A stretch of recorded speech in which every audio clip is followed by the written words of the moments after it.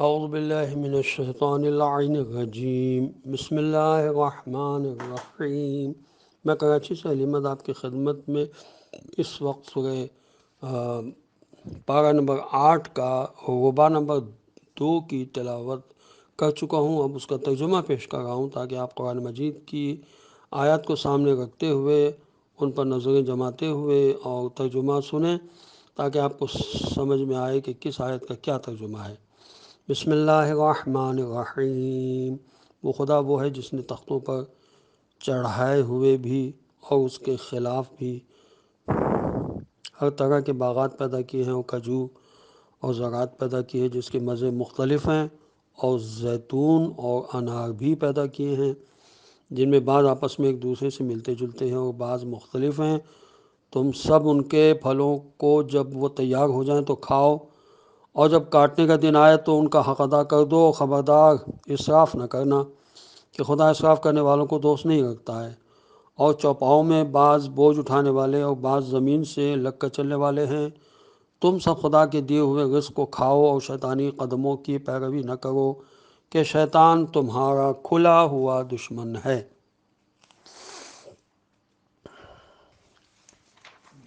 8 قسم کے جوڑے ہیں، بھیڑ کے 2 اور بکری کے 2۔ ان سے کہیے خدا نے ان دونوں کے نر حرام کیے ہیں یا مادہ، یا وہ بچے جو ان کے مادہ کے پیٹ میں پائے جاتے ہیں؟ ذرا تم لوگ اس بارے میں ہمیں بھی خبر دو۔ اگر اپنے دعوے میں سچے ہو، اور اونٹ میں سے 2 اور گائے میں سے 2۔ ان سے کہیے کہ خدا نے نروں کو حرام قرار دیا ہے یا مادینوں کو، یا ان کو جو مادینوں کے شکم میں ہیں؟ کیا تم لوگ اس وقت حاضر تھے جب خدا ان کو حرام کرنے کی وصیت کر رہا تھا؟ کہ اس سے بڑا ظالم کون ہے جو خدا پر جھوٹا الزام لگائے تاکہ لوگوں کو بغیر جانے بوجھے گمراہ کرے؟ یقیناً اللہ ظالم قوم کو ہدایت نہیں دیتا ہے۔ آپ کہہ دیجئے کہ میں اپنی طرف آنے والی وحی میں کسی بھی کھانے والے کے لیے کوئی حرام نہیں پاتا مگر یہ کہ مردار ہو یا بہایا ہوا خون یا سور کا گوشت ہو، کہ یہ سب رجس اور گندگی ہے، یا وہ نافرمانی ہو جسے غیر خدا کے نام پر ذبح کیا گیا ہو۔ اس کے بعد بھی کوئی مجبور ہو جائے اور سرکشی اور نہ سرکشی کرے یا نہ حد سے تجاوز کرنے والا ہو تو پروردگار بڑا بخشنے والا مہربان ہے۔ اور یہودیوں پر ہم نے ہر ناخن والے جانور کو حرام کر دیا، اور گائے اور بھیڑ کی چربی کو حرام کر دیا، مگر جو چربی کی پیٹھ پر ہو یا آنتوں پر ہو یا ہڈیوں سے لگی ہوئی ہو، یہ ہم نے ان کو ان کی بغاوت اور سرکشی کی سزا دی ہے، اور ہم بالکل سچے ہیں۔ پھر اگر یہ لوگ آپ کو جھٹلائیں تو کہہ دیجئے کہ تمہارا پروردگار بڑی وسعت رحمت والا ہے، لیکن اس کا عذاب مجرمین سے ٹالا بھی نہیں جا سکتا ہے۔ عنقریب یہ مشرکین کہیں گے کہ اگر خدا چاہتا تو نہ ہم مشرک ہوتے، نہ ہمارے باپ دادا، اور نہ ہم کسی چیز کو حرام قرار دیتے۔ اسی طرح ان سے پہلے والوں نے رسولوں کی تکذیب کی تھی، یہاں تک کہ ہمارے عذاب کا مزہ چکھ لیا۔ ان سے کہہ دیجئے کہ تمہارے پاس کوئی دلیل ہے تو ہمیں بھی بتاؤ، تم تو صرف خیالات کا اتباع کرتے ہو اور اندازوں کی باتیں کرتے ہو۔ کہہ دیجئے کہ اللہ کے پاس منزل تک پہنچانے والی دلیلیں ہیں، وہ اگر چاہتا تو جبراً تم سب کو ہدایت دے دیتا۔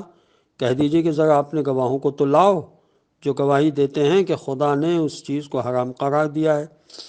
اس کے بعد وہ گواہی بھی دے دیں تو آپ ان کے ساتھ گواہی نہ دیجیے گا، اور ان لوگوں کے خواہشات کی اتباع نہ کیجیے گا جنہوں نے ہماری آیتوں کو جھٹلایا ہے، وہ آخرت پر ایمان نہیں رکھتے ہیں اور اپنے پروردگار کا ہمسا قرار دیتے ہیں۔ کہہ دیجیے کہ آؤ ہم تمہیں بتائیں کہ تمہارے پروردگار نے کیا کیا حرام کیا ہے۔ خبردار کسی کو اس کا شریک نہ بنانا، اور ماں باپ کے ساتھ اچھا برتاؤ کرنا، اپنی اولاد کو غربت کی بنا پر قتل نہ کرنا، کہ ہم تمہیں بھی رزق دے رہے ہیں اور انہیں بھی، اور بدکاریوں کے قریب نہ جانا، وہ ظاہری ہوں یا چھپی ہوئی ہوں، اور کسی ایسے نفس کو جسے خدا نے حرام کر دیا ہے قتل نہ کرنا مگر یہ کہ تمہارا کوئی حق ہو۔ یہ وہ باتیں ہیں جن کی خدا نے نصیحت کی ہے تاکہ تمہیں عقل آ جائے۔ اور خبردار مال یتیم کے قریب بھی نہ جانا مگر اس طریقے سے جو بہترین طریقہ ہو، یہاں تک کہ وہ توانائی کی عمر تک پہنچ جائیں، اور ناپ تول میں انصاف سے پورا دینا۔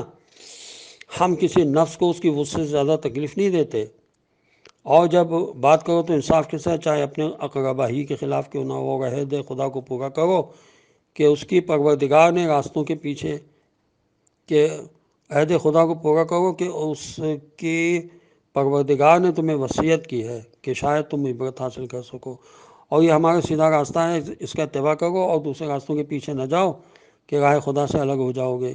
اسی کی پروردگار نے ہدایت دی ہے کہ اس طرح شاید متقی و پرہیزگار بن جاؤ۔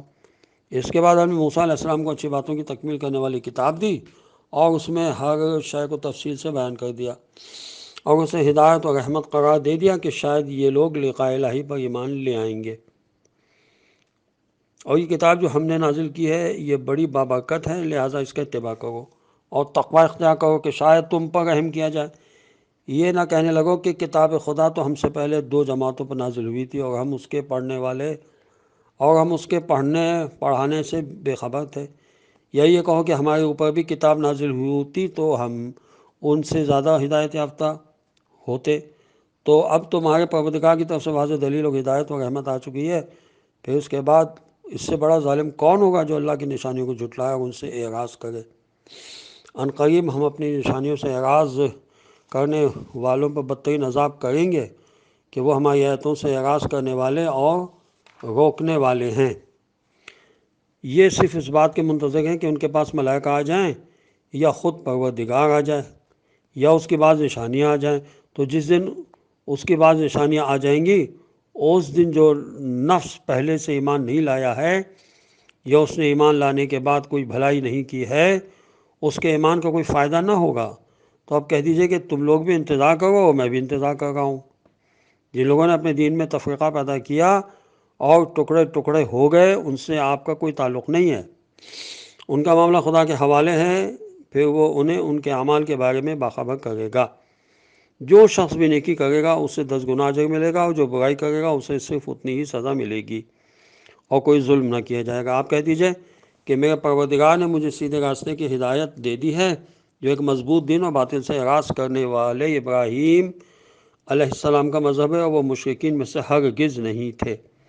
کہہ دیجئے کہ میری نماز، میری عبادتیں، میری زندگی، میری موت سب اللہ کے لیے ہے جو عالمین کا پالنے والا ہے، اس کا کوئی شریک نہیں ہے، اور اسی کا مجھے حکم دیا گیا، اور میں سب سے پہلا مسلمان ہوں۔ کہہ دیجئے کہ کیا میں خدا کے علاوہ کسی اور رب کو تلاش کروں، جبکہ وہی ہر شے کا پالنے والا ہے، اور جو نفس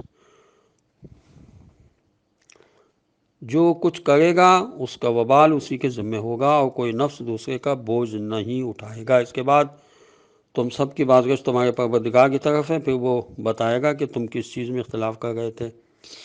وہی وہ خدا ہے جس نے تم کو زمین میں نائب بنایا اور بعض کے درجات کو بعض سے بلند کیا تاکہ تمہیں اپنے دیے ہوئے سے آزمائے۔ تمہارا پروردگار بہت جلد حساب کرنے والا ہے، اور وہ بے شک بہت بخشنے والا مہربان ہے۔ والسلام علیکم ورحمۃ اللہ وبرکاتہ۔